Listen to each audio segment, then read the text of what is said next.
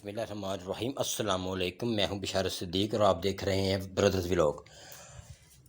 پاکستانی تاریخ کا سب سے بڑا فراڈ، لیکن اس سے بات کرنے سے پہلے ہم مثال کے طور پر ایک اور فراڈ کو لے لیتے ہیں۔ یہ نوجوان لندن کے ایک بین الاقوامی بینک میں معمولی سا کیشیئر تھا۔ اس نے بینک کے ساتھ ایک ایسا فراڈ کیا جس کی وجہ سے وہ 20ویں صدی کا سب سے بڑا فراڈیا ثابت ہوا۔ وہ کمپیوٹر کی مدد سے بینک کے لاکھوں کلائنٹ کے اکاؤنٹ سے ایک ایک پینی نکالتا تھا اور یہ رقم اپنی بہن کے اکاؤنٹ میں ڈال دیتا تھا۔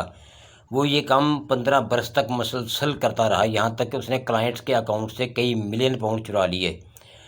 آخر میں یہ شخص ایک یہودی تاجر کی شکایت پر پکڑا گیا۔ یہ یہودی تاجر کئی ماہ تک اپنی بینک اسٹیٹمنٹ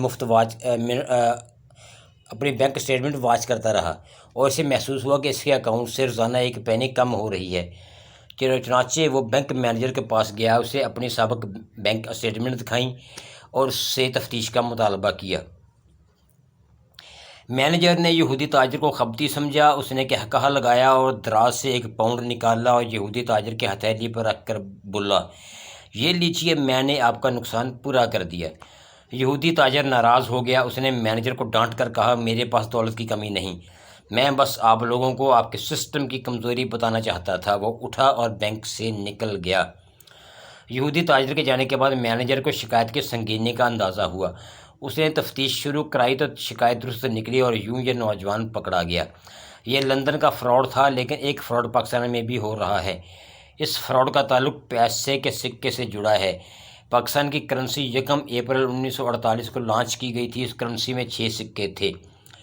ان سکوں میں 1 روپے کا سکہ، اٹھنی، چونی، دونی، اکھنی، ادھنا اور 1 پیسے کا سکہ شامل تھے۔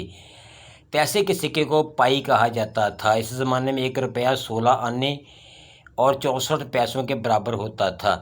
یہ سکے 1 جنوری 1961 تک چلتے رہے۔ 1961 میں صدر ایوب خان نے ملک میں اشاریہ نظام نافذ کر دیا، جس کے بعد روپیہ 100 پیسوں کا ہو گیا، جبکہ اٹھنی، چونی، دونی اور پائی ختم ہو گئی اور اس کی جگہ 50 پیسے، 25 پیسے، 10 پیسے، 5 پیسے اور 1 پیسے کے سکے رائج ہو گئے۔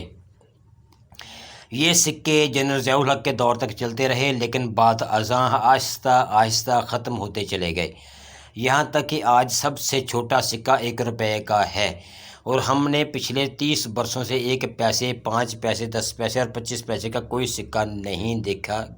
کیوں؟ اس لیے کہ اسٹیٹ بینک یہ سکے جاری ہی نہیں کر رہا۔ لیکن آپ حکومت کا کمال دیکھیے، حکومت جب بھی پٹرول، گیس اور بجلی کی قیمتوں میں اضافہ کرتی ہے تو اس میں روپوں کے ساتھ ساتھ پیسے ضرور شامل ہوتے ہیں۔ اب سوال یہ ہے کہ ملک میں پیسے کا سکہ ہی موجود نہیں ہے، لہٰذا جب کوئی شخص 1 لیٹر پٹرول ڈلوائے گا تو کیا پمپ کا کیشیئر اسے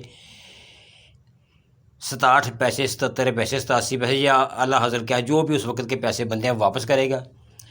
نہیں، وہ بالکل بھی نہیں کرے گا۔ چنانچہ اسے کسٹمر کو مثال کے طور پر اگر پٹرول جو ہے وہ 262 روپے 63 پیسے کا ہے تو وہ 262 روپے 63 پیسے نہیں ادا کرے گا، بلکہ 263 روپے ہی ادا کرے گا۔